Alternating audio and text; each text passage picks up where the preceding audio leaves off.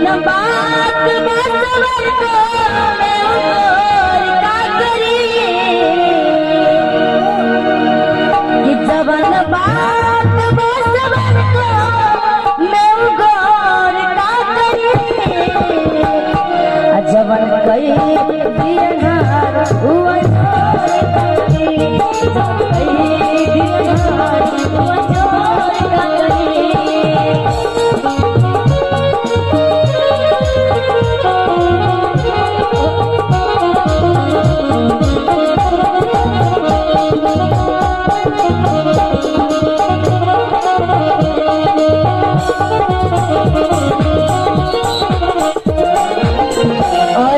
लड़का का भाई छथिन इनको कुछो कुछो कहू अब इनको मन कनी मनी है क्या न कही दे जाए कि आगे माई सबके दिखै छी अहाँ के नाम की छै कहू हमरा नाम मोहन मनोहर कि आगे माई सबके दिखै छी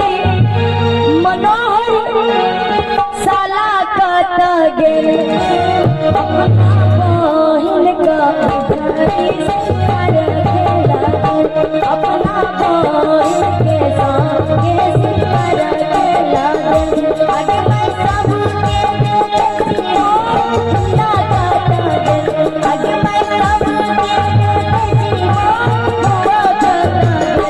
अपना बहिन के गति सिंगार खेला अपना बहिन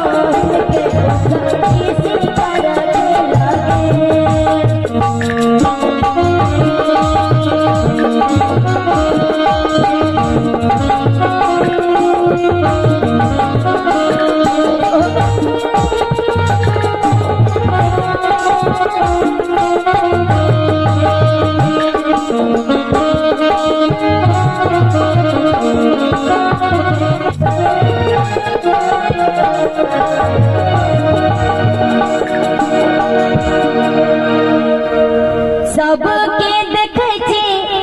अहाँ के नाम की छत कहू ना तो बोले छी ना नाम को न अपनियो सरकार हम कहने छे कार्ड बदल कार्ड हमरा दल के तो ये नाम एक अहाँ शुभ शुभ नाम कहियो ने कहियो नहीं सब नाम कह दियो कने नाम कहियो नहीं यो सरकार सुधांशु कि आगे माई सबके देखे छी सुधांशु जीजा कत गेल अपना बहिन के अपना जीजा धान कुटा धान कुटा जीजा धान कुटा अपना बहिन के ऊपरे में धान कुटा अपना बहिन के ऊपरे में धान कुटा धान कुटा जीजा धान कुटा धान कुटा जीजा धान कुटा अपना बहिन के ऊपरे में धान कुटा अपना बहिन के ऊपरे में धान कुटा